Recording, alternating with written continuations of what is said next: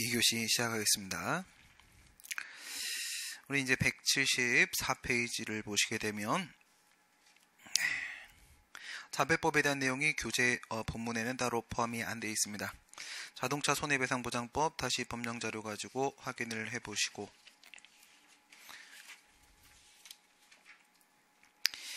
3조입니다. 3조를 보시면 자기를 위하여 자동차를 운행하는 자는 그 운행으로 다른 사람에게 사망하게 하거나 부상하게 한 경우에는 그 손해를 배상할 책임을 진다라고 해서 자배법상의 배상 책임을 인정을 하고 있습니다.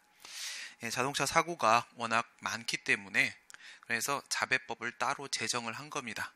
자동차 사고가 워낙 많기 때문에 그리고 이제 그로 인한 피해가 워낙 크기 때문에 무과실 책임으로 인정을 하고 있습니다. 과실을 따로 인정을 하지 않고 있습니다. 다만 다음 각호 어느 하나에 해당하면 그러하지 아니하다. 승객이 아닌 자가 사망하거나 부상한 경우에 자기와 운전자가 자동차의 운행에 주의를 게을리하지 아니하였고 피해자 또는 자기 및 운전자 외의 제3자에게 고의과실이 있으며 자동차의 구조상 결함이나 기능상의 장애가 없었다는 것을 증명하는 경우에 승객이 고의나 자살행위로 사망하거나 부상한 경우에 이렇게 되어 있습니다. 그래서 그냥 택시를 타고 가다가 사람이 죽었다라고 했을 때 인적 손해가 발생한 건 맞습니다. 그런데 택시를 타고 있던 승객이 만약에 갑자기 문을 열고 뛰어내려서 죽어버렸다. 그랬을 때 그 운행자가 과연 배상 책임을 지는 것인가? 그건 아니라는 거죠. 면책 규정을 두고 있습니다. 자살행위 등에 대한 면책 규정을 두고 있죠. 다시 174페이지로 가시게 되면 차량 운행을 하면서 인적 손해가 발생했을 땐 자배법 제3조의 배상 책임이 인정되도록 하고 있었습니다. 그런데 지금 여기서 이제 차량 운행이 누구의 차량 운행이어야 됩니까? 공무원의 차량 운행이어야 되는 겁니다. 이제는 공무원의 차량 운행이어야 되고, 그다음 자배법에서는 과실을 요구하고 있지 않다. 무책입니다. 무책. 과실 책임이 아니다. 둘의 관계를 보시게 되면 8조에 따라서 국가배상법과 자배법 중에서 뭘 먼저 적용시킨다? 다른 법률, 자배법을 먼저 적용을 시킨다. 그러니까 이게 자동차 사고이면서 인적 손해 발생의 문제면 국배법 적용 안 시킵니다. 뭘 적용시켜요? 자배법 적용시킵니다. 자배법을 적용을 시키는데 2조 1항 본문 후단에서 뭐라고 했냐면 2조 1항 본문 후단 다시 확인해 볼까요? 국가배상법 2조 1항 본문 후단에 보시게 되면은 자동차 손해배상보장법에 따라 손해배상의 책임이 있을 때에는 이 법에 따라 그 손해를 배상해야 된다. 이렇게 되어 있죠. 국가배상법에 따라, 국배법에 따라 손해를 배상하도록 되어 있습니다. 다만 이제 여기서 문제가 출제될 수 있는 부분이 주의해야 될 점이 바로 뭐냐면 자배법에 따라 배상 책임이 인정되는 주체가 누구인지를 보셔야 됩니다. 자배법상 배상 책임이 인정되는 게 누구냐 이거예요.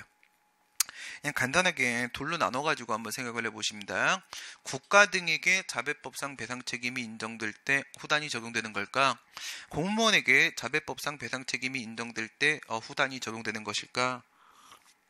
어느 쪽일까요? 어느 쪽일까요? 국가 등이라는 겁니다. 국가 등. 전에 말씀드리기로는 2조 1항 본문 전단 부분에서 국가나 지방자치단체는 이렇게 시작을 했잖아요. 국가나 지방자치단체는 주어 보시라고 했죠. 그리고 이제 후단에 가게 되면 그대로 연결시키면 되죠. 국가나 지방자치단체는 자배법에 따라 손해배상 책임이 있을 때에는 이렇게 연결되는 거죠.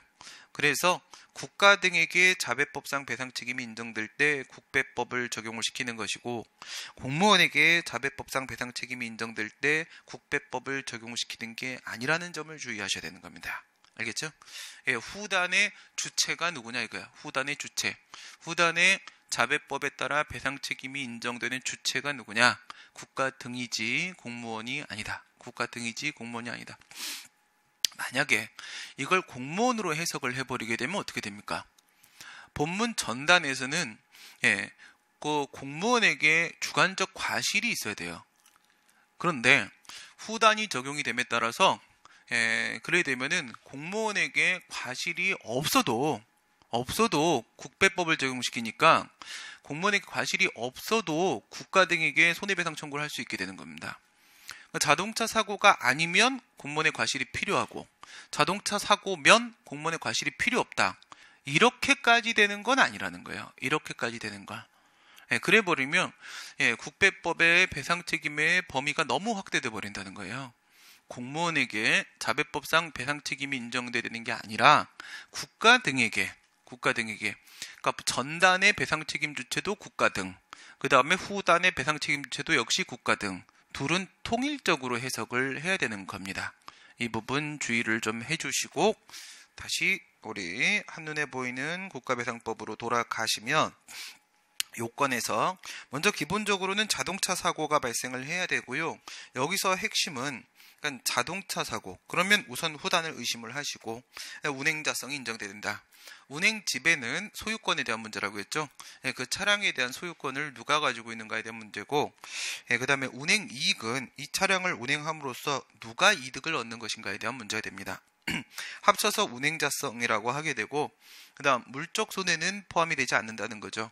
물적 손해는 전단 적용을 받는 거지 후단 적용을 받는 게 아니고, 당연히 인과관계는 필요한 건데 면책 사유가 없어야 된다. 자살 등의 면책 사유가 없어야 된다 이겁니다. 그러니까 뭐 경찰 공무원이 순찰차를 연행을 해가지고 순찰차 태웠다. 근데 연행한 사람이 피의자가 갑자기 거기서 뛰어내어 버렸다. 뭐 이러면 아닌 겁니다. 그죠? 이러면 아닌 겁니다. 운행자성 이 부분 이제 핵심이 돼요. 운행자성에서 먼저 1번하고 4번 봅니다. 1번하고 4번 보시면 관용 차량, 이제 지자체 쪽이면 공용 차량 이렇게 부르면 되는 거야. 관용 차량, 공용 차량. 소유권은 국가 등에게 있는 거죠. 그 다음에 직무 수행 이렇게 되면 운행 이익도 국가 등이 갖게 되는 것이죠. 일치되어 있습니다. 일치되어 있고, 그 다음 밑에 4번 개인 차량 그리고 사적 용도. 이렇게 되면은 공무원 개인 소유의 차량이고 공무원 개인이 자신의 어떤 이익을 목적으로 운전을 한 겁니다. 그러니까 이것도 일치되어 있는 겁니다. 1번하고 4번에는 아무 문제가 없죠. 1번하고 4번 아무 문제가 없고 1번은 국가 등에게 자배법상 배상 책임이 인정되는 거고 4번은 공무원에게 자배법상 배상 책임이 인정되는 거고 이건 쉽습니다. 그죠? 그럼 이쪽엔 문제가 안 나오겠죠. 안 나올 겁니다. 그 다음 오른쪽의 상황을 한번 보세요. 1번에서 국가 등에게 자배법의 배상 책임이 인정이 됐어요. 그러면 공무원한테는 배상 책임이 인정이 될까 안 될까? 될까 안 될까? 될 수도 있습니다. 될 수도 있어요. 왜 그런 거냐면 국배법에 따른 배상 책임을 인정한다로 넘어오기 때문에 그래요. 2조 1항 본문 후단으로 가게 되면 그러면 우리 국배법을 적용시키게 되잖아요. 근데 공무원 책임 우리 배웠던 거 생각해봐요. 공무원 책임 배웠던 거 생각해보면 경과 실일 때는 공무원한테 아무 책임이 없겠지만 고의중과 실일 때는 공무원한테 책임이 있다고 했어요. 그렇죠? 두 개로 나눴고요. 영역을. 그리고 공무원한테 책임이 인정될 때는 무엇을 근거로 그 책임이 인정되는 거죠? 이건 민법 750조였죠. 750조에 일반 불법행위 책임 그게 인정이 되는 겁니다. 그럼 가만히 보세요. 국가 등한테 배상 책임이 인정이 됐죠. 그런데 여기서 공무원한테 과실이 있을 수도 있고 없을 수도 있지 않습니까? 공무원한테 과실이 아예 없으면 공무원의 책임은 X가 되는 거예요. 그리고 공무원한테 과실이 있는데 경과실이면 공무원의 책임은 없는 겁니다. 근데 공무원한테 과실이 있는데 그게 중과실이거나 아니면 고의거나 이런 경우에는 공무원도 민법상 배상 책임을 질 수도 있는 겁니다. 질 수도 있는 거예요. 이건 왜 그렇다?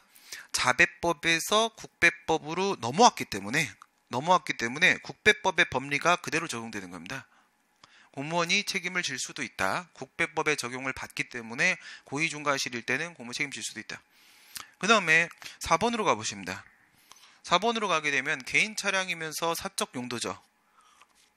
사적 용도니까 이거는 그 직무수행과 아무 관계가 없어요. 직무수행과 하등의 관계가 없으니까 이거는 공무원에게 자배법상의 배상 책임이 인정되고 그 다음에 국가 등에게는 아무 배상 책임이 없는 겁니다.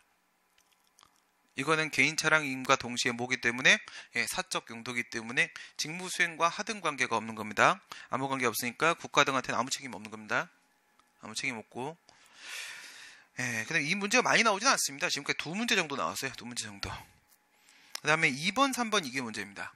2번, 3번. 2번 같은 경우에는 관용 차량이면서 사적 용도입니다. 그럼 운행 지배는 국가 등을 향하고 있고요. 그 다음 운행 이익은 공무원 개인을 향하고 있습니다. 3번 같은 경우 개인 차량이면서 직무수행입니다. 그러면 운행 지배는 공무원을 향하고 있고요. 운행 이익은 국가 등을 향하고 있습니다. 서로가 불일치되고 있죠. 운행 지배와 운행 이익이 서로 불일치되고 있으니까 2번과 3번에서 문제가 생길 수 있습니다. 문제가 생길 수 있는데 먼저 2번 같은 경우 생각해 보세요. 우선 먼저 기본적으로는요. 어디를 집중을 하냐면 밑줄 그어놓은 부분입니다. 밑줄 그어놓은 부분 보시게 되면 운행 이익보다는 운행 지배 부분에 초점을 맞춰서 먼저 사고하게 됩니다. 예, 이게 판례 입장이에요. 그래서 누구 소유의 차량인지가 기본적인 기준이 된단 말이에요. 관용 차량인데 사적 용도로 얘가 관용 차량을 끌고 나가가지고 뭐 그럴 수도 있잖아, 그치? 약국에 약 사러 갔다가 어저께는 이제 약사분들이 데모를 하셨죠. 청와대 앞에 가셔갖고 이유가 뭐였어요? 뭐 상비약품 같은 경우에 편의점에서 일부 지금 판매를 하고 있지 않습니까? 그 일부 판매하고 있는 걸 좀 확대하려고 했더니 안 된다 이런 얘기를 하셨단 말이에요. 근데 이제 확대를 좀 하려고 하는 부분이 뭐예요? 제산제라거나 뭐 이런 것들 얘기하는 거예요. 뭐 감기약 이런 것들, 그런 것들을 좀 편의점에서 판매하면 안 되겠느냐. 예, 이 부분 반대를 한다. 예, 저는 그분들의 주장에 반대합니다. 예. 저는 솔직히 되게 그게 많아요. 예, 산이 올라오는 경우가 너무 많아갖고 항상 스트레스를 받고 있기 때문에 산이 올라오는 경우가 너무 많아요. 밤에 배가 찢어질 정도로 아파요. 너무 아픈데 약국이 열려 있느냐? 예, 약국이 밤에 문을 안 열어요. 본인의 해야 될 역할은 좀 하면서 그러면서 자기 권리도 주장을 해야 되는데 저는 그렇게 생각합니다. 약국은 전 약국이 모두 24시간 운영해야 된다고 생각해요. 그러지 않으면서 국민들의 건강을 가지고 돈 벌어먹는 건 말이 안 된다고 생각합니다. 그렇지 않을 거면 그런 주장도 하지 말라고요. 편의점은 돈 되는데 밤에 운영하는 겁니까? 아니잖아요. 편의점 밤에 돈 안 돼요. 사람 몇 명이나 온다고. 그냥 서비스 차원 아닙니까? 그렇죠? 그래서 일본 같은 경우는 편의점을 무인 편의점을 운영을 하고 있는 거잖아요. 그 이제 인건비를 좀 줄이기 위해서. 당연히 편의점에서 판매를 해야 되는 겁니다. 요새 나온 대로 그럼 우리가 가서 제산제 같은 거 사면서 뭐 개보린 개보린 저거지 뭐지 겔포스 비슷하네 이름이 겔포스 이런 거 사는데 겔포스를 먹는 용법을 가르쳐 줍니까 약사가? 그런 거 안 가르쳐 주지 않습니까? 자기들이 해주는 게 없으면서 왜 굳이 거기서 사라고 얘기를 하는 것인가? 그걸 편의점은 우리 바로 옆집에 있죠. 약국 너무 멀리 있지 않습니까? 그죠? 그것도 말이 안 되는 거예요. 그러니까 그런 주장은 전혀 설득력을 얻을 수가 없다. 그런 문제 때문에 처음에 상비약 처음 판다고 했을 때 약국들이 뭐라고 했어요? 약사회에서 뭐 휴일에도 또는 뭐 24시간으로 일부 약국들은 오픈을 하겠다고 했잖아요. 근데 오픈을 했습니까? 안 했거든요. 뭐 저는 신림동에 거주를 하고 있고 신림동에 약국 문을 안 엽니다. 약국 문을 안 열어요. 안 열어놓고 나서 왜 딴 데 가서 못 사냐? 말이 안 되는 거잖아. 그죠? 그런 주장 자체가 존재할 수가 없는 겁니다. 사람들이 그렇게 이기적이야. 그렇게 살면 안 됩니다. 그러면 본인은 약국하는 사람이 약사죠? 돈 많이 벌었잖아요. 그게 중요한 건 아니지. 물론 맞아. 그래, 자기도 공부하면서 비용이 나간 게 있으니까 그렇다 칩시다. 그럼 병원은 어떻게 해야 돼요? 응? 병원도 똑같이 문 닫아줄까? 자기는 뭐 맹장 걸려도 약 먹고 해결할 수 있는 능력이 있나? 아니잖아. 그렇죠? 다치면 병원 문 닫아줄까? 그냥 응급실 문 한번 닫아볼까? 그 책임 어떻게 질 거예요? 못 지잖아요. 그렇죠? 서로 책임질 수 없는 부분에 대한 국가 정책을 그렇게 반대하면 안 됩니다. 사적 용도로 약국 가려고 관용 차량을 몰고 나간 거야. 알겠어요? 몰고 나갔습니다. 근데 얘가 교통신호를 위반해서 지가 배가 아파갖고 그래서 약국을 간 건데 배가 아프다 보니까 빨리 가려고 신호 다 무시하고 막 뛰었어. 그러다가 사고가 났습니다. 누구 책임이냐? 누구 책임이겠습니까? 국가 등 책임이겠습니까? 아니면 공무원 책임이겠습니까? 이 부분에서 판례가 이렇게 얘기를 합니다. 그 열쇠 관리를 소홀히 하였다면 국가 등이 책임지라. 열쇠 관리를 소홀히 했다면. 그러니까 관용 차량 차 열쇠, 그죠? 배차도 있는 거고, 당연히, 당연히, 관용 차량 사용에 대한 여러 가지 내규가 있을 수밖에 없어요. 군대에서도 이제, 그 배차 안 받고는 전혀 차를 몰고 나갈 수가 없습니다. 근데 그 차량 열쇠를 관리 잘못해가지고 공무원이 아무 때나 들고 나갈 수 있게 해줬다면 이건 누구 책임인 거예요? 이건 국가 책임인 거잖아요. 그죠? 그럴 땐 국가가 책임을 져라라고 얘기를 했습니다. 그럼 반대로 생각하면요. 만약에 공무원이 열쇠를 훔쳐서 나갔다면 그럼 공무원 책임이죠. 그죠? 사적 용도로 관용 차량의 열쇠를 공무원이 훔쳐서 나갔다면 공무원 책임이겠죠. 하지만 원칙적으로는 그 소유권이 누구에게 있는지를 가지고 보라 이겁니다. 그 다음에 개인 차량인데 직무수행 용도로 타고 나갔어요. 뭐 그런 경우들 경찰들 많이 있죠. 이럴 때도 그 공무원 개인이 책임을 져라 이겁니다. 공무원 개인이 책임을 져라. 어쨌든 소유권은 공무원 개인에게 있으니까. 그럼 반대로 생각해봐요. 이러면 어때? 야, 지금 우리 차가 별로 순찰차가 지금 남은 게 없으니까 다 순찰 나가고 차량이 남은 게 없으니까 야, 네 차 타고 가라 지시를 했다며. 그러면 국가 등의 책임이 되는 거죠. 국가 등의 책임이 되겠죠. 하지만 그런 문제는 한 번도 출제된 적이 없습니다. 이건 주관식, 객관식 다 합쳐서 한 번도 출제된 적이 없습니다. 그러니까 지금까지 판례를 기준으로 하게 되면은 소유권, 운행 지배를 가지고 보시면 됩니다. 2번으로 가보도록 하겠습니다. 그러면 2번은 국가 등에게 자배법상의 배상 책임이 인정되는 거죠. 그러면 1번하고 2번은 국배법 적용을 받는 겁니다. 그렇죠? 국배법 적용을 받는 거고 오른쪽에 공무원의 책임이 인정되겠는가? 공무원의 책임이 인정될 수도 있다는 거죠. 있다는 겁니다. 역시 마찬가지로 공무원에게 방금 말씀드린 대로 1번, 2번은 후단이 맞습니다. 후단이 맞으니까 국배법 적용을 받아요. 국배법 적용을 받으면 고의중과실이면 공무원 책임질 수도 있는 거지. 1번, 2번은 국배법 적용을 받는다. 이거야, 받는다. 3번 보세요. 3번 공무원에게 자배법상의 배상 책임이 인정이 되는 것이죠. 그래요.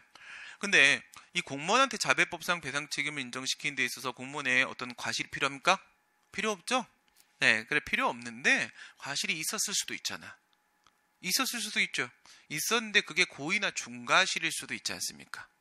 고의나 중과실이라면 국가 등에게도 배상 책임이 인정될 수도 있습니다. 4번하고 비교하면 무슨 차이가 나는 거야? 이건 직무수행 중이지 않습니까? 그죠? 이건 직무수행 중이니까 직무행위, 공법행위가 인정될 수 있어서 그런 겁니다. 조금 복잡하죠? 조금 복잡하니까 이거는 어쩔 수 없어요. 계속 반복해서 보셔야 됩니다. 근데 출제가 많이 되는 건 아니기 때문에 가볍게 봐주시면 되겠습니다. 차량 운행이면서 인적 손해가 아닌 경우가 위로 올라간 상황이 됐던 거고요. 위로 올라간 상황 보시면 과실 책임이죠. 그리고 과실 책임이긴 한데 면책 사유 논의는 없습니다. 버트입니다. 버트. 과실 책임이지만 과실 책임에는 보통 면책 사유가 있거든. 근데 면책 사유가 없습니다. 이유는 29조의 기본권이기 때문에 그런 것이다. 그 다음에 7가지 요건이 충족되면 되는 거고 직무행위부터 출발시키면 된다고 했죠. 직무행위는 공법행위인데 뭐라고 했어? 권력, 비권력, 법적 사실, 자기, 부자기를 불문한다 그랬죠. 거기서 권력적 법적 행위, 권력적 사실 행위는 처분, 비권력적 법적 행위, 비권력적 사실 행위는 처분 아님 나눠지고 자기, 부자기하면 4가지 경우에서 나눴었습니다. 그러면서 처분이면서 자기 행위라고 하게 되면 무슨 문제가 생겨? 공정력 문제가 생기니까 권한없는 민사법원이 과연 그 행정행위에 대한 심사, 위법심사를 할 수 있는지 문제가 생길 수 있습니다. 문제로 출제된다는 거지. 할 수 있습니까? 할 수 있다. 위법심사는 할 수 있다. 그런 논의가 나오게 되는 것이고요. 그 다음에 부작위에 대한 문제입니다. 부작위에 대한 문제에서는 자기 의무가 인정돼야지 그 부작위가 의무에 위반돼서 위법한 부작위라고 말을 할 수가 있을 테고요. 만약 그것이 처분에 대한 문제라고 한다면 그거는 처분을 해야 될 의무, 무슨 의무? 행정개입 의무이기 때문에 여기서 재량의 영으로 수축에 대한 논의가 나오게 된다. 사익보호성에 대한 문제는 위법한 부작위에 따른 손해배상에서는 판례가 일관되게 사익보호성을 요구하고 있다. 판례는 어느 입장? 상당 인과관계설의 입장 이렇게 되고 있고요. 다수설은 법적 손해설의 입장, 손해 요건과 연결짓고 있다고 말씀을 드렸는데 근데 인과관계 문제라는 게 명확하진 않아요. 명확하지 않기 때문에 지금까지 우리 문제를 보게 되면 사익보호성이 없을 때 그때 인과관계가 깨진다라는 문제를 출제하지 않고 뭘 출제해? 뭐 어떤 요건이든지 간 하나 깨질 거 아니겠습니까? 그죠? 하나 깨질 거잖아. 여기 학설이 위법성설이 있고 법령 위반과 연결지어요. 직무 관련성설이 있고 직무행위와 연결지어요. 법적 손해설이 있고 손해하고 연결지어요. 상당 인과관계설이 있고 인과관계 요건하고 연결을 짓는 학설 대립이 있는데 판례가 인과관계랑 연결짓는 것으로 보여지긴 하는데요. 명확하지가 않기 때문에 문제를 출제할 때는 사익보호성이 인정이 안 되면 뭐라고만 말을 해? 배상 책임이 인정되지 않는다. 이것만 물어봅니다. 그리고 최근에는 판례가 부작위 문제가 아니라 자기 문제에 있어서도 역시 사익보호성을 요구하고 있기 때문에 위쪽에 있는 위쪽의 자기 부분에 있어서도 사익보호성 문제가 최근에 출제가 되고 있습니다. 최근에 사익보호성이 없으면 배상 책임이 인정되지 않는다. 이런 문제를 출제하고 있고 문제가 출제되면 항상 이런 방식이에요. 법에서 공무원에게 의무를 부과하는 목적이 뭐니? 이렇게 나와요. 목적이 뭐니? 이렇게 나오면은 1단계 판례가 이렇게 판시했기 때문에 그런 건데 1단계에서 어떤 이익 보호를 목적으로 하는 것인가 아니면 그 의무가 단순히 내부 질서를 유지하기 위한 목적인 것인가. 그 다음에 여기서 이제 이익이 이렇게 들어가잖아. 그러면 이익을 다시 나눕니다. 그래서 2단계에 들어가시게 되면은 2단계에서는 개인 이익을 보호하기 위한 것인가 아니면 일반 공익만을 보호하기 위한 것인가 이렇게 들어간단 말이에요. 이게 이제 뭐가 돼요? 이게 바로 사익이 되는 것이고 이게 바로 공익이 되는 것이죠. 이렇게 들어가면은 사익보호성이 인정이 된다 안 된다. 사익보호성하고 그래서 배상 책임이 인정된다 안 된다. 배상 책임이 이러면 인정이 되고 이러면 인정이 안 되고 이러면 인정이 안 된다. 이런 문제로 출제된 거 밖에 없고요. 이게 다고요. 그래서 이 문제가 지금까지는 이 사익보호성에 대한 문제가 지금까지는 위법한 부작위에 따른 손해배상 문제가 주였다라면 최근에는 위법한 작위 쪽에서도 문제가 출제되고 있다. 이렇게 정리해 주시면 됩니다. 그 다음에 이중배상에 대한 문제로 한번 들어가 보도록 하겠습니다. 이중배상에 대한 문제. 이거 먼저 보는 게 여러분들이 더 익숙합니다. 이거 먼저 보셔야 돼요. 왜냐하면 뒤쪽에 있는 내용은 출제가 안 되기 때문에 문제로 출제되는 부분을 먼저 기준을 잡으시고 그 다음에 살을 붙이도록 하겠습니다. 2조 왜 이럽니까 제가 그죠? 2조 1항 단서에 보게 되면 국가배상법 2조 1항 단서는 헌법은요 29조 2항이죠. 29조 1항 2항. 그래서 2항하고 1항 단서하고 서로 크로스되어 있다. 2항하고 1항 단서하고 크로스되어 있다. 헌법은 29조 2항에 국가배상법은 2조 1항 단서에 이중배상에 대한 규정을 두고 있습니다. 내용을 보게 되면 먼저 피해자 쪽에 됩니다. 피해자 쪽에 되는데 가해자가 공무원이어야 되고요. 가해자가 공무원이어야 되고 그리고 피해자도 공무원이어야 되는데 피해자가 공무원인데 그 피해자가 여기에 있는 특수공무원이 됩니다. 특수공무원. 가해자, 피해자 모두 공무원이어야 되고 그 다음에 가해자 쪽은 그냥 공무원이면 끝 이거고 피해자 쪽은요 특수공무원이 됩니다. 그러니까 특수공무원이 특수공무원한테 가해를 할 수도 있습니다. 특수공무원이 특수공무원한테. 특수공무원이라고 하게 되면 헌법에서는 3명을 얘기했죠. 군인, 군무원, 경찰, 공무원. 그 다음에 국가배상법에서는 4명을 얘기했죠. 군인, 군무원, 경찰, 공무원, 또 한 명은 예비군대원. 예비군대원까지 추가했습니다. 국가배상법에서는 하나를 더 추가해놨고요. 그 다음 특수직무집행 중요해야 되는 겁니다. 전투 또는 훈련 등의 특수직무집행. 다시 말해서 이거는 상당히 고위험의 직무집행이 된다. 위험성이 상당히 높은 직무집행 중요해야 된다라는 겁니다. 다수설은 이렇게 보고 있습니다. 다수설은 지금 법에 따르게 되면 최근에 법이 개정됐거든. 그래서 일반 직무집행은 허용되지 않는다. 그래서 주관식 쪽에서도 그런 문제들이 있어요. 회의 참석차 이런 거 인정 안 됩니다. 회의 참석차 이런 거 인정 안 된다 하는데 판례 중에 일반 직무집행을 인정한 것처럼 보이는 판례가 있거든요. 그래서 일반 직무집행을 인정한 것처럼 보이는 판례가 있으니까 혹시 모르니까 특수직무집행으로 보는 게 학설의 일반적인 입장이지만 아니라고 해서 무조건 틀렸다고 했다가는 큰일 날 수도 있다. 알겠어요? 그 판례를 묻고자 할 수도 있는 겁니다. 그래서 예외가 존재할 수도 있다는 점 하나 좀 걸어 놓으시고 그 다음에 전사, 순직, 공상. 그러니까 전투 중에 죽었다. 그 외에 순직 그리고 공상, 상해를 입었다, 다쳤다. 이런 경우고, 그 다음에 핵심은 보상 규정이 있어야 됩니다. 다른 법률에 국가배상법 말고 다른 법률에서 이런 경우에 보상 규정이 있어서 보상을 따로 받을 수 있어야 됩니다. 이럴 때 이제 이중배상 금지가 적용된다라고 보게 되는데, 밑에 보게 되면은 특히 문제가 나오면 이런 상황이에요. 이런 상황. 이 상황은 뭐랑 뭐가 겹친 거냐면 2조 1항 본문 후단하고요. 그 다음에 2조 1항 단서가 겹쳐진 겁니다. 2조 1항 본문 후단하고 수험적으로는 2조 1항 본문 후단, 자배법, 그 다음에 2조 1항 단서, 이중배상금지를 엮어서 한 번에 그림 하나로 기억하세요. 그림 하나로 기억하세요. 그러면 어떤 문제가 나와도 다 풀립니다. 수험적으로는 이렇게 접근하는 겁니다.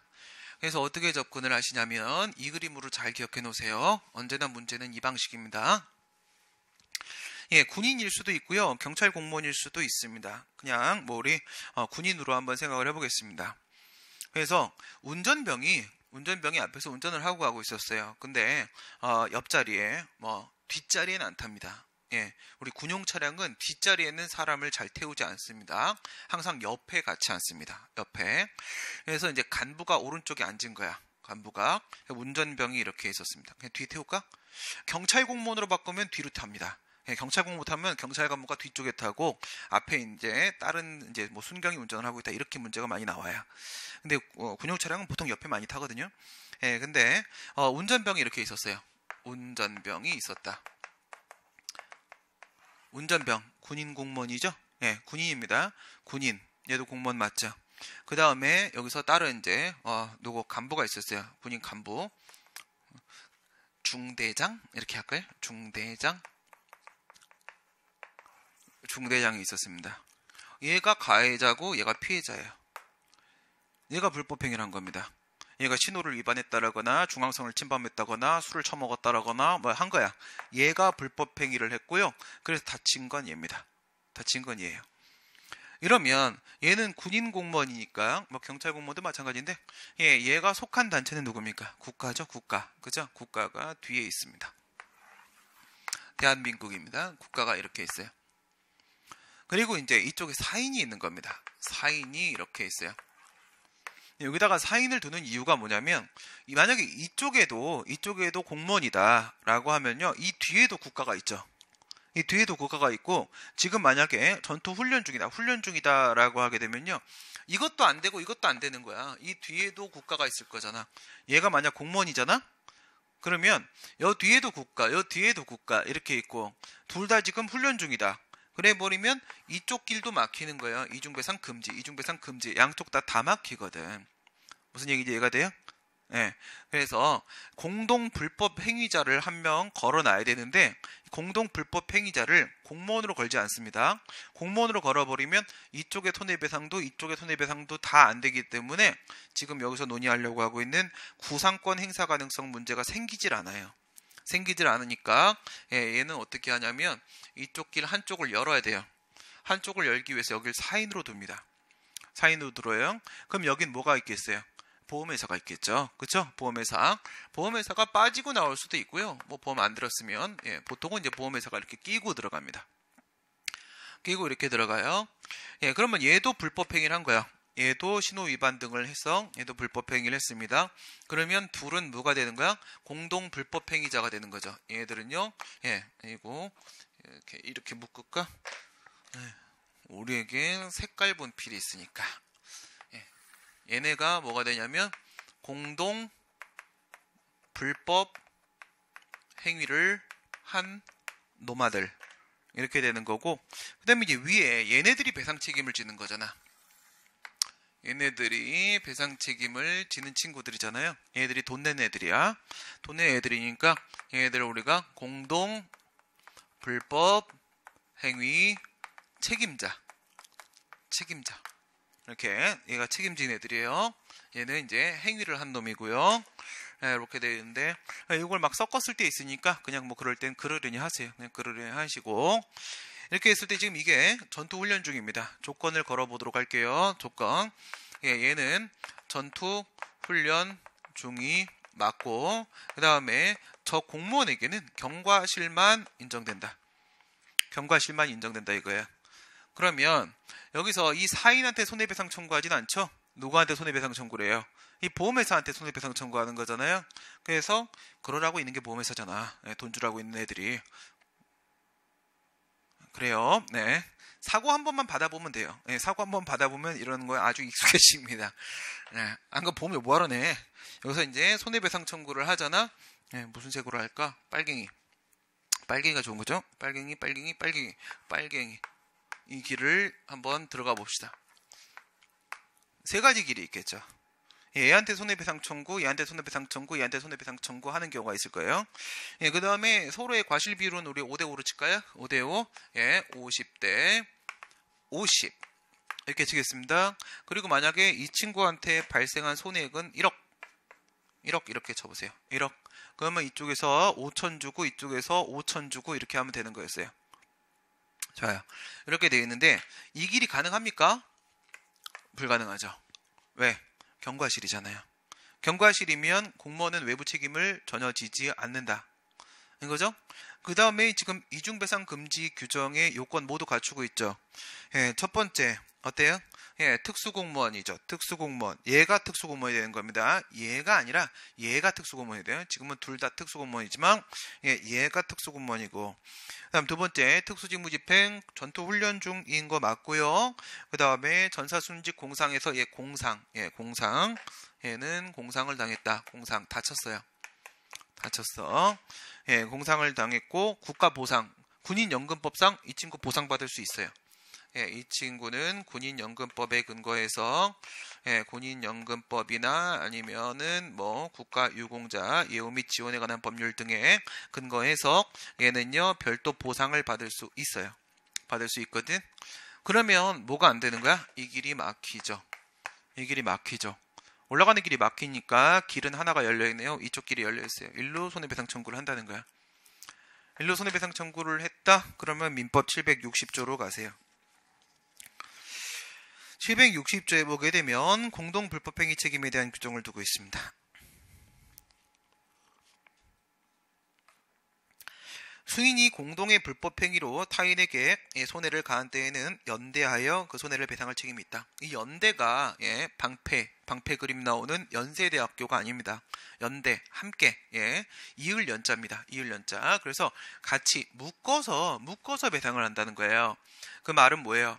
연대 책임을 진다는 거는 얘가 얘한테 손해배상 청구하고 따로 하는 게 아니라고. 전에 그런 말씀 드렸죠. 여기서 만약에 공동 불법행위자가 1578명이면 어떻게? 얘가 다쳤는데 다친 이유가 1578명의 잘못으로 다쳤어. 그럼 얘가 1578명한테 손해배상 청구해서 더 아파져. 그치? 더 아프면 사망한단 말이야. 이런 것도 좋아한다. 그치? 말도 안 되는 거. 그건 말이 안 되죠. 그러니까 어떻게 해야 돼? 그럴 땐 1578명 중에 한 명한테만 손해배상 청구하면 돼요. 한 명한테만. 가장 수월한 새끼한테 하면 되는 겁니다. 지금 가장 수월한 놈이 이놈이잖아. 그죠? 손해배상 청구하면 걔가 전액을 주는 거라고. 전액을 주고 지들은 잘못한 거니까 지들끼리 책임 비율에 따라서 기여도에 따라서 서로 구상은 알아서 하는 겁니다. 지들끼리 치고받고 싸우든 말든 그건 관심 없습니다. 그러니까 그게 연대 책임이야. 그러니까 760조의 공동 불법행위 책임은 뭐라고요? 연대 책임이야. 연대 책임인데 이게 또 그냥 연대가 아니라 진정 연대가 아니라 부진정 연대 책임이에요. 진짜 연대 책임은 뭐냐면 서로 공모해야 돼요. 이 새끼 죽일까? 이러고 시작해야 되는 건데 서로 그렇게 공모를 할 필요가 없어요. 그런 걸 우리가 부진정 연대 책임이라고 그래요. 부진정. 얘네가 같이 행동을 했죠? 같이 행동을 했는데 그래서 얘한테 손해를 가했지 않습니까? 근데 여기서 객관적인 관련 공동성이 인정되면 충분한 거예요. 결과 발생에 대한 객관적인 이 공동불법행위가 성립하면 충분한 거지 주관적 관련 공동성, 공모 등의 행위를 요구하는 것은 아닙니다. 얘하고 뭐 언제 만났다고. 운전병 이 새끼 뭐 영외로 나가지도 못하는데 얘하고 어떻게 아무리 중대장이 싫어도 그럴 수 있지 뭐. 중간에 끝나고 이제 친구야, 친구. 전화해갖고, 내 중대장을 태우고 나갈 것 같다. 내일 죽이자. 뭐 이럴 수 있겠지. 중대장은 보통 죽여야 되거든요. 그쵸? 중대장은 다 죽이고 그래야 되는데, 그랬을 가능성은 별로 없잖아. 그치? 공모 등은 필요 없습니다. 어쨌든 결과적으로, 둘이가 잘못해서 얘한테 손해 발생하면 돼요. 그러면 얘가 얘한테 얼마를 주겠어? 1억을 주겠지. 그죠? 연대 책임이니까 1억을 주겠죠. 하지만 얘는 얼마를 줘야 되는 거였어? 5천만 주면 되는 거였잖아. 5천만 주면 되는 거니까 얘는 얘한테 뭐를 하겠어요? 얘한테 구상권 행사를 할 겁니다. 구상금 청구 소송을 제기하게 될 거야. 과연 이 구상금 청구 소송 제기가 가능하겠는가라는 문제입니다. 하겠는가? 그럼 이제 다시 정확히 확인합니다. 국가배상법 2조 1항 단서를 다시 눈으로 확인하세요. 뭐라고 써있어 도대체? 이런 얘기 왜 나오는 거야? 이런 본단 말이죠. 다만 군인 공무원, 경찰 공무원 또는 예비군 대원이 전투훈련 등 직무집행과 관련하여 전사순직하거나 공상을 입은 경우에 본인 또는 그 유족이 다른 법령에 따라 재해보상금, 유족연금, 상해연금 등의 보상을 지급받을 수 있을 때에는 이 법, 국가배상법에 따른 손해배상도 안 되고, 만약에 안 되면 이쪽에다 또 뭐 할 수도 있으니까 이렇게 올라가면서 민법 756조 사용자 배상 책임 물을 수도 있으니까, 그쵸? 그것도 안 되고 이렇게 되는 거예요. 그것도 안 되고 안 되는 것이다. 이렇게 막아버렸어요. 그죠? 근데 지금 여기서 국가 등에게 손해배상 청구를 할 수 없다고만 되어 있습니다. 그죠? 국가 등에게 이 법이나 민법에 따른 손해배상 청구를 누구한테 할 수 없는 거야? 위에 있는 국가나 지자체한테 할 수 없는 것뿐이에요. 그치? 요 느낌은 그대로 다시 29조 2항으로 가세요. 요 느낌 그대로 헌법 29조 2항으로 가게 되면 군인, 공무원, 경찰 공무원, 기타 법률이 정한 자가 전투훈련 등 직무집행과 관련하여 받은 손해에 대하여 법률이 정하는 보상 외에 국가나 공공단체의 공무원의 직무상 불법행위로 인한 배상을 청구할 수 없다. 둘 다 뭐죠? 둘 다 이렇게 돼 있어요. 그러니까 헌법 29조 2항하고 그 다음에 국가배상법 2조 1항 단서하고 보니까 뭐는 있고 뭐는 있더라. 외부 책임에 대한 내용은 있다. 그죠? 외부 책임을 국가 등에게 물을 수 없다라는 얘기는 있다. 그런데 뭐는 없어요. 저기에 있는 구상권 행사, 구상 책임, 내부 책임을 물을 수 없다는 말은 없다. 이 부분이 핵심인 거죠. 내부 책임에 대한 언급은 단 한마디도 없습니다. 단 한마디도 없고 지금 문제가 되는 건 외부 책임 이 길이 막히는 건 그래. 법에 써있는 대로 안 된다고 치자. 안 되는데 760조에 따라 어쨌든 얘가 전액을 배상했지 않겠는가. 그랬을 때 내부 책임에 대한 부분 과연 가능하겠는가. 이 문제가 생기는 겁니다. 만약에 이 내부 책임까지 제한을 시켜버리게 되면 어떻게 되는 거냐면 이 친구는 완전 면책입니다. 완전 면책당하는 거야. 국가 등은 아무 책임을 지지 않겠다. 이런 상황이면 국가는 아무 책임을 지지 않겠다는 결론에 도달하게 되는 겁니다. 과연 그렇게 보는 게 맞을까? 첫 번째, 구상 가능성에서 1번 보시면 확대해서 초기 대법원의 입장입니다. 여기서 판례가 3번 등장을 했어요. 대법원 구상권 행사할 수 없다. 저 보험회사는 구상권 행사할 수 없다. 그러면 여기에 주체가 3명이 등장했죠. 얘는 결국 한 놈입니다. 이놈아는 결국 보험회사니까 이건 결국 한 놈이에요. 사임 이렇게 보시면 돼요. 그럼 여기 국가가 있고 가해자가 있고 그 다음에 여기 사인이 있고 이렇게 3명이 있죠. 국가 등이 있고 가해자가 있고 공무원 그 다음에 뭔 소리야? 맞죠? 여기 국가가 있고 가해자가 있고 사인이 있고 피해자가 있죠. 근데 얘는 신경 쓰지 마. 얘는 신경 쓰지 마. 경과실이니까. 얘는 신경 쓰지 말고 3명을 비교해 보시면 됩니다.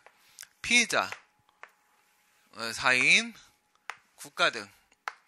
지금 초기 대법원 입장에 따르게 되면 누가 가장 지금 불이익해집니까? 누가 불이익해져? 국가는 돈 10원도 안 냈죠. 국가는 불이익 없죠. 그다음 피해자는요. 1억 다 받았죠. 불이익 없죠. 저기 사인 같은 경우에는요.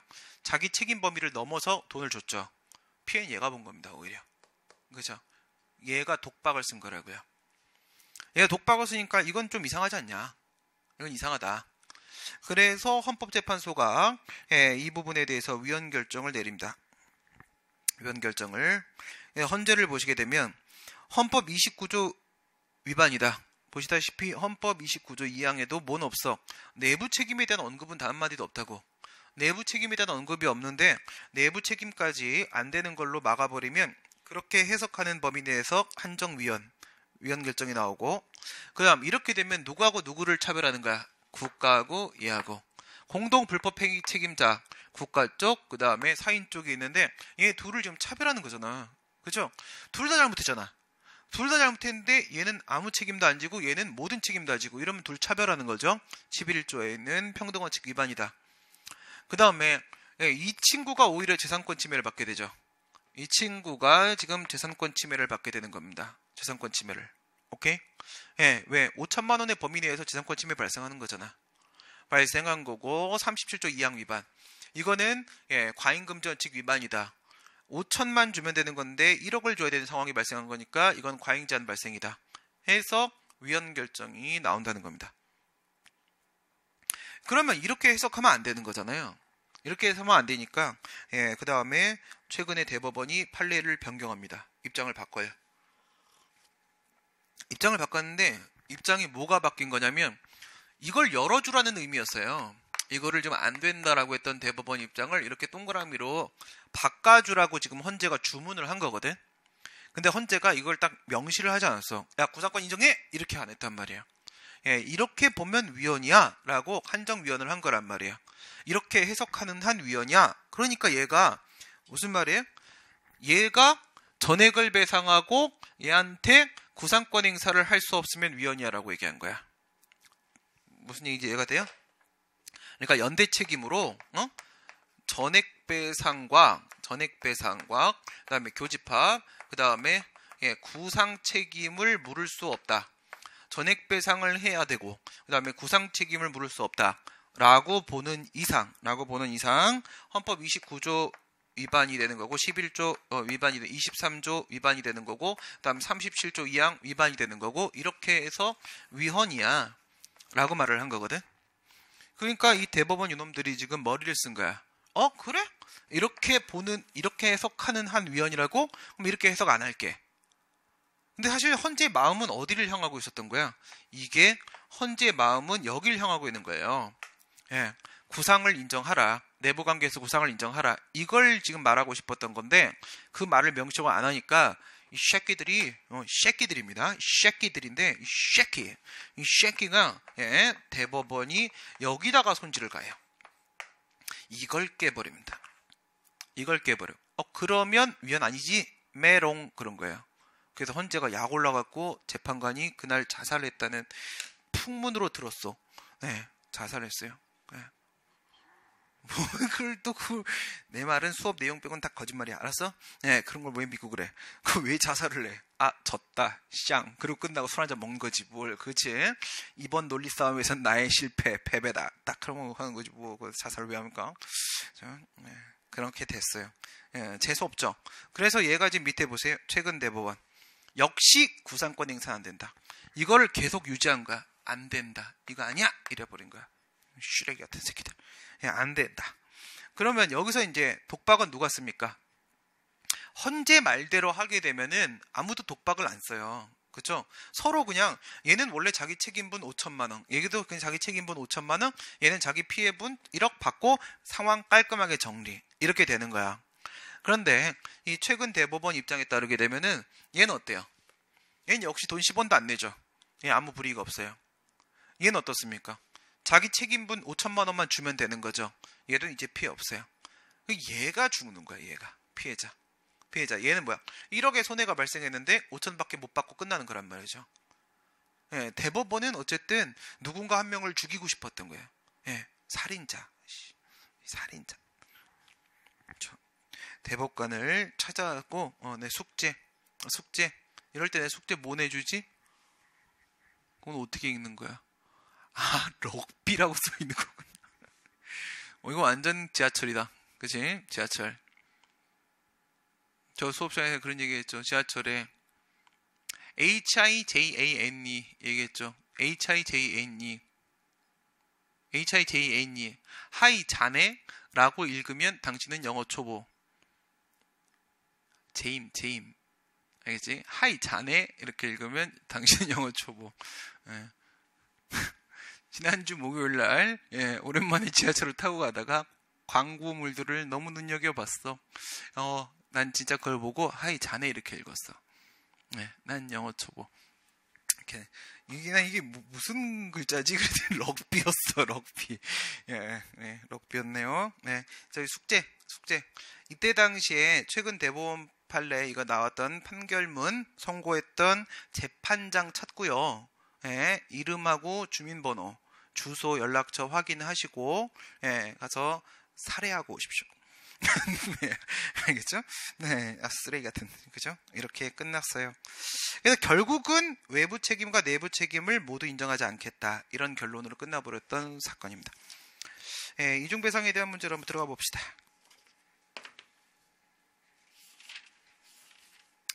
189 이중배상 금지란 시작은 좋았어. 시작은 언제나 좋습니다. 끝이 창대하지 못해서 문제죠. 위험성이 높은 직무에 종사하는 특수공무원에게 사회보장적 측면에서 무과실 책임으로서의 보상을 인정하고자 한 것이다. 이유는 전투훈련 등의 과정에서 발생한 불법행위가 있었다고 하더라도 전쟁 중이에요. 북한하고 전쟁 중 또는 이제 전투가 휴전에서 발생을 했어. 전투 과정에서 막 머릿속으로 땡겨? 법에 따르면 여기서 이렇게 해야 되고 그런 생각 안 나거든. 우선 살고 싶잖아. 그치? 그러면 살짝 법을 어길 수도 있어. 그치? 근데 그걸 입증한다는 게 쉽지가 않다는 거죠. 이런 긴박한 상황에 있어서의 어떤 불법행위에 과실이 있었다는 사실을 입증하기는 곤란하다. 그렇기 때문에 이런 특수 임무를 수행하고 있는 중이라고 하게 되면 그 과실 입증에 대한 부담을 덜어주기 위해 별도의 개별법상 보상 규정을 두게 된다는 겁니다. 그리고 이제 뒤에 보면 이런 말이 나오죠. 이렇게 과실의 입증이 어렵다는 점을 반영한 입법 정책적 산물으로서 해놓고 나서 이 경우에 국가배상 청구권의 행사를 제한한다. 이런 얘기가 나오죠. 이게 문제인 겁니다. 진짜로 이 보상 규정을 두는 게 과실 입증이 힘드니까 최소한의 보상은 좀 확실히 보장을 하기 위해서 그런 거라면 보상 규정을 두는 걸로 끝냈어야 돼요. 그렇죠? 보상 규정을 두는 걸로 끝내야지 이중배상 금지 규정까지 마련하면 안 됐던 겁니다. 안 그래요? 국배법 적용시키면 과실 입증해야 되고 과실 입증이 쉽지가 않으니까 별도 보상법을 뒀다며 개별법에다가. 그럼 그걸로 끝내야죠. 왜 거기다 조건을 달아, 이 새끼가. 그죠, 이 새끼. 조건을 왜 달아요? 조건을 그래놓고 나서 이런 말을 하는 거잖아. 이중배상이다. 이중배상이니까 국배법에 따른 배상은 안 된다. 이렇게 되는 거 아닙니까? 안 그래요? 이걸 달면 그래서 이걸 다는 순간 불순한 의도가 이미 느껴집니다. 상당히 불순하죠. 안 그래? 이렇게 한번 보세요. 이 배상과 보상 있잖아요. 국가배상법에 따른 이 배상하고 그 다음에 지금 여기서 위험직무에 따른 군인연금법이나 국가유공자법 등에 있는 이 보상이라는 것은 그 목적 자체가 전혀 달라요. 그렇죠? 목적 자체가 얘는 뭐야? 얘는 도의적 책임입니다. 위법행위를 했기 때문에 도의적 책임을 지는 것이고 얘는 뭐라는 거예요? 얘는 사회보장적 측면입니다. 위험 직무를 수행하는 사람에 대한 배려인 거예요. 배려. 얘들은 목적 자체도 전혀 다른 것이고 그 요건 자체도 전혀 다른 겁니다. 전혀 다른 거기 때문에 우리 그런 얘기 하잖아. 얘한테 만약에 벌금을 부과하고 과징금을 부과하면 벌금을 부과하고 또는 이행강제금을 부과하면 이게 일사부재료 원칙 위반입니까? 이게 이중처벌금지 원칙 위반입니까? 아니란 말이에요. 이행강제금이라는 거하고 벌금 부과라고 하는 것은요. 벌금 부과는 그건 뭐야? 과거의 잘못에 대해서 응징하고 혼내주는 거고 이행강제금은 장래 좀 잘하라고 이렇게 다독이는 거란 말이에요. 그러니까 서로 그 목적도 다르고 요건도 다르고 전혀 다른 거기 때문에 이중처벌금지원칙 위반 아니라고 보잖아. 이것도 마찬가지잖아요. 목적과 요건이 전혀 다른 제도이기 때문에 이거를 놓고 이중배상이라고 말할 수가 없다고요.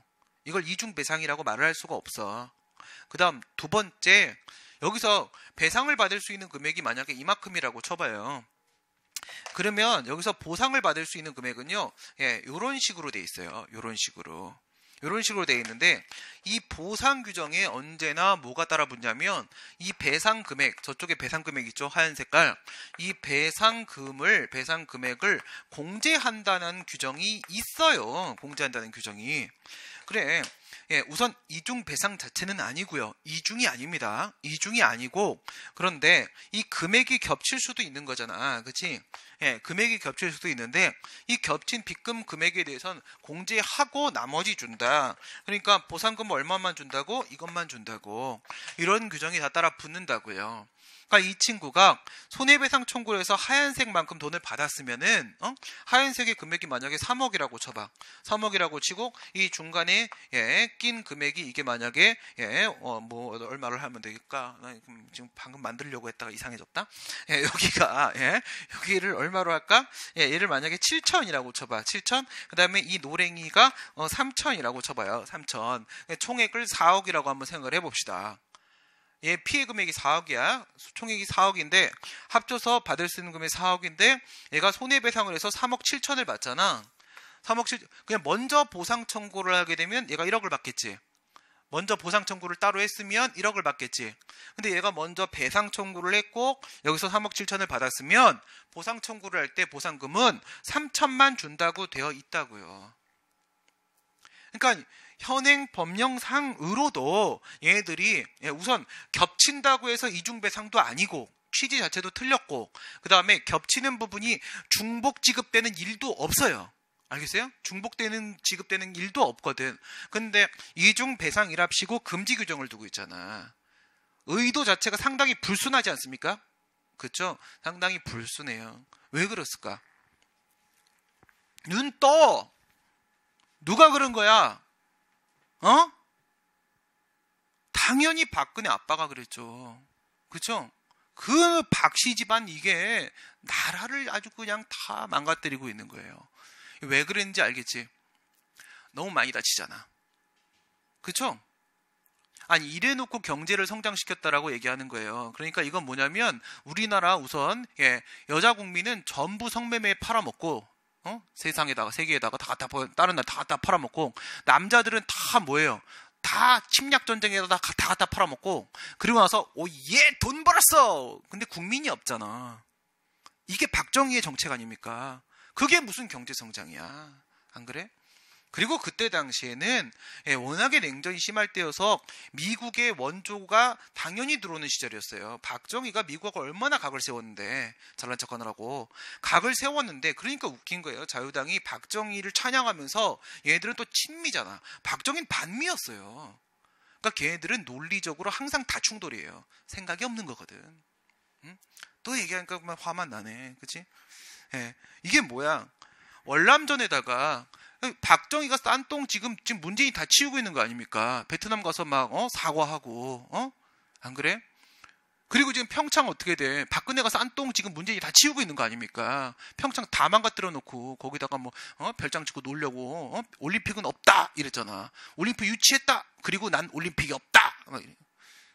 그 지금 뭐야? 이미 시간 다 돼가지고 되지도 않는 거 거기다가 지금 가서 문재인 혼자 몸빵 뛰고 있는 거 아닙니까? 그 박씨 집안이 다 싼 똥 우리가 지금 평생 치우고 있는 거야 지금. 그렇게 한 거예요. 얘들 월남전에 다 보냈잖아요. 박정희가 월남전에다가 우리나라 남자들 다 보냈죠.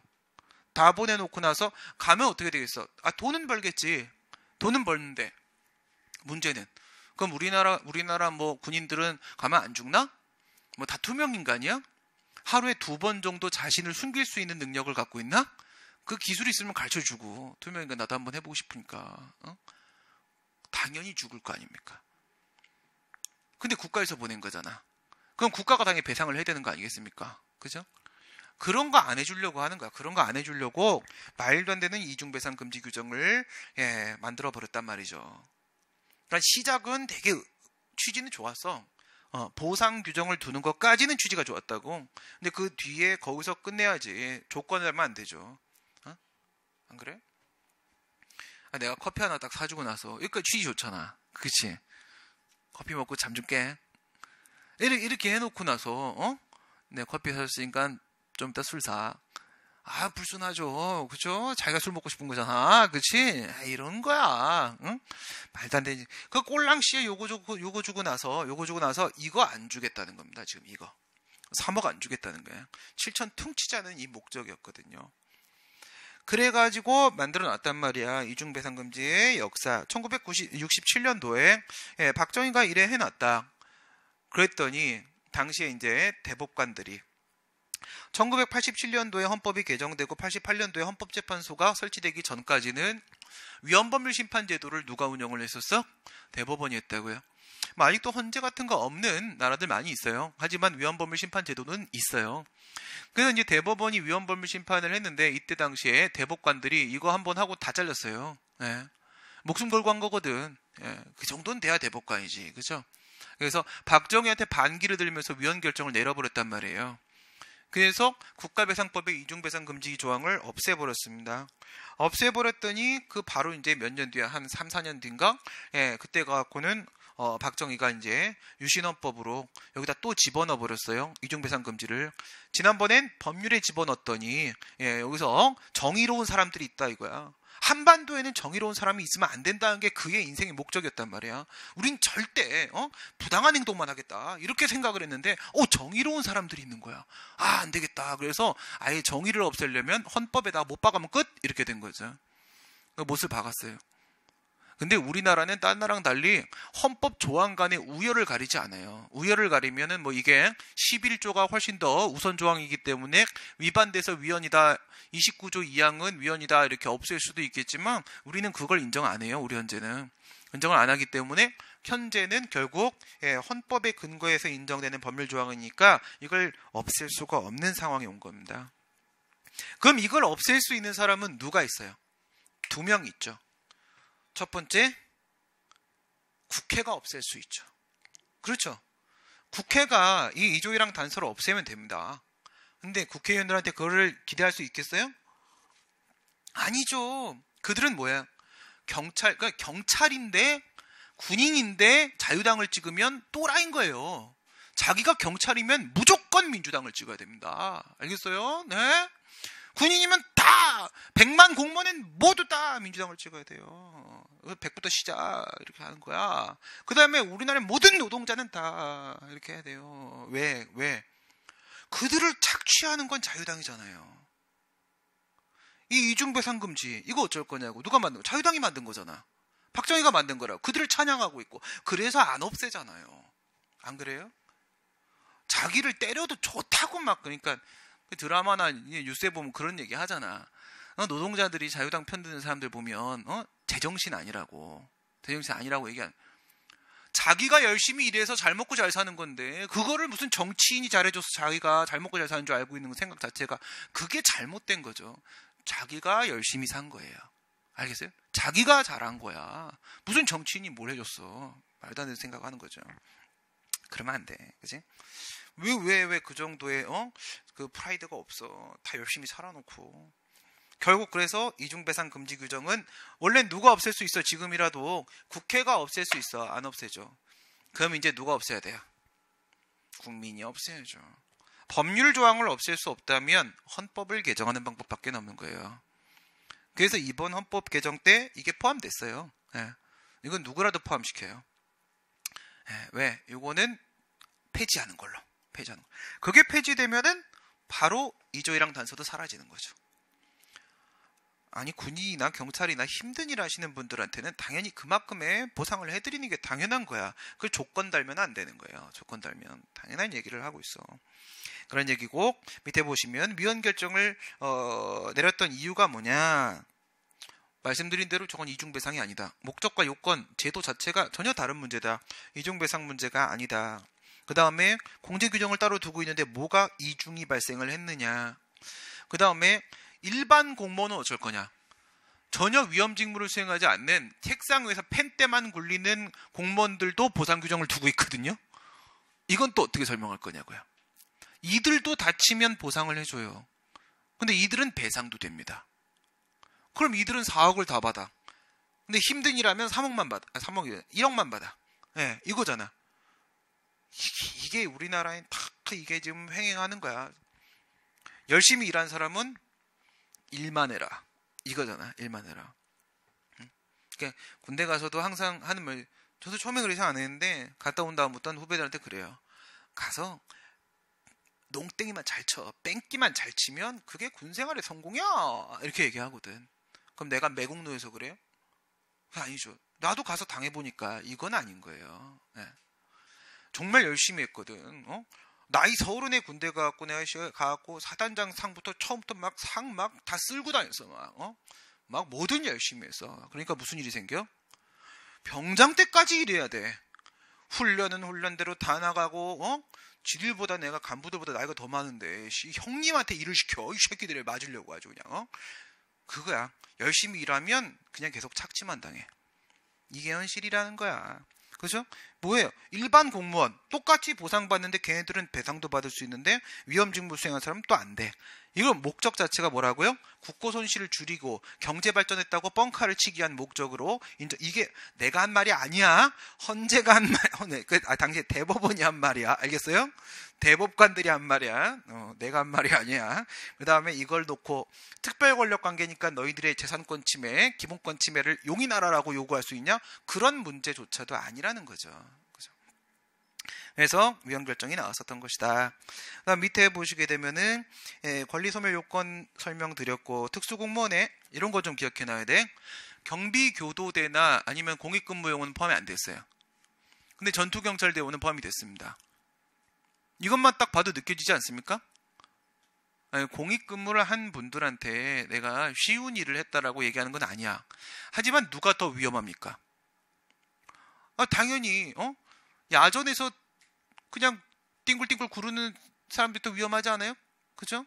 당연히 다칠 위험이 훨씬 커요. 막 총 쏘고 돌아다니는데 우리는. 그죠? 아무 때나 막 쏘는데. 아무 때나 막 쏘고 막 그랬어 나는. 실수로 막 아이씨 막 이러고. 내 옆에 있다 맞아 죽어. 손에 힘이 없어갖고 막 나갔다 안 죽었냐? 막 이렇게 하고 막 죽는다고. 알겠어요? 많이 죽었잖아. 그죠? 뿐만 아니라 전투경찰대 지금은 안 하지만 얘네들 솔직히 얘네들이 뭔 잘못이에요. 물론 이제 지금은 그런 게 잘 없죠. 옛날에 데모 많이 하고 올 때는 결국은 학생들하고 전투경찰대 애들하고 싸우잖아. 결국 친구고, 그치? 그래서 막 갈 때 막 학생 측 막 이렇게 보이고 가기도 해. 왜 그 안에 우리 친구 있을까봐 나 때리지 말라고 막 이렇게. 왜 우리가 그래서 걔 다친다고 해 애들도. 우리도 다치지만 애들도 다치고. 근데 다칠 위험이 있는 친구들은 뭐예요? 손해배상을 안 해줘. 공익근무요원 물론 다칠 수 있지 지하철에서. 그렇지만 걔들이 지하철에 다칠 위험은 우리가 지하철 타다가 다칠 위험과 뭐 큰 이런 말 하면 안 되나? 네. 그렇잖아요. 그 위험의 정도가 다르잖아. 그죠? 네. 그렇고 특수직무집행 이게 지금 2005년도에 법이 개정되면서 교수님들은 대체로 특수직무집행에만 좁혀서 이제는 그래도 어느 정도 좀 다듬은 거죠.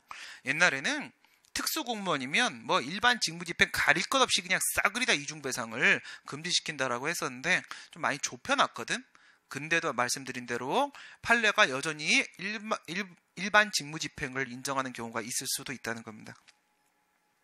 그런데 뒤에 있는 내용은 아까 그림으로 설명드렸던 내용들이기 때문에 됐습니다. 됐고 이제 공무원의 책임하고 이제 국가배상법 6조까지만 가면 이제 거의 다 끝나간다. 딱 국가배상은 하여튼가 힘이 들어. 공무원 책임은 간단한 거니까 공무원 책임 뭐 간단히 우리 짚어보고 그리고 나서 국가배상법 5조하고 6조 연결고리 한번 잡아보도록 하겠습니다. 공무원 책임은 뭐였어요? 어디서부터 시작했지? 헌법 29조 1항 단서. 단서에서 이런 말을 했잖아. 공무원의 책임은 면제되지 않는다. 공무원이 불법행위를 했을 때 질 수 있는 책임은 4종이 있었죠.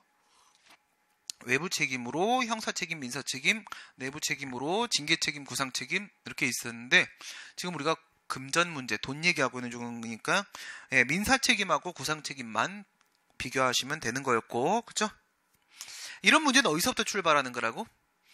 공무원이 잘못한 건데 불법행위를 한 사람은 가해자는 분명히 공무원인데 국가 등이 왜 책임지냐? 여기서부터 본질적인 논의가 출발이 되는 거라고 했죠? 여기서 뭐 대위 책임설, 자기 책임설, 그 다음에 중간설, 절충설 이렇게 있었습니다. 대위 책임설이라는 것은 공무원의 전적인 100% 책임이고, 근데 대신 국가 등이 책임을 질 뿐인 것이고, 따라서 외부 책임은 오직 국가 등만 지는 것이고, 내부 책임은 공무원이 100%또 다 지게 된다. 이거였죠. 대위 책임설에 따르게 되면 어떻게 돼요? 외부 책임은 X, 내부 책임은 동그라미. 이런 식의 상황이었었어요. 그 다음에 자기 책임설 따르게 되면 국가 등은 관리감독상에 자기의 책임을 지게 되는 것이고, 자기 책임. 그냥 공무원은 불법행위에 대한 자기 책임을 지는 것이고, 서로가 서로 자기 책임을 지는 것이다. 서로가 서로의 자기 책임을 지는 것이기 때문에 이럴 때는 공무원의 외부 책임은 인정되고 내부 책임은 인정 전혀 되지 않는다. 이게 결론이었었고, 그 다음에 중간설이라는 친구도 있었죠.